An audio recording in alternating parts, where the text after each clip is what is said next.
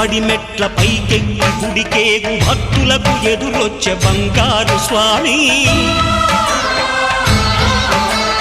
ఇరుముడులు స్పృశించి శుభమును చుదీవించి జన బృందముల చేరే జగమేలు స్వామి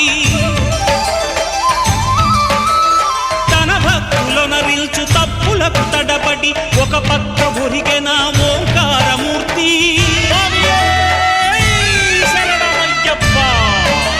స్వాములందరూ తనకు సాయము కాగా ధీమంతుడై లేచే ఆ కన్య స్వామి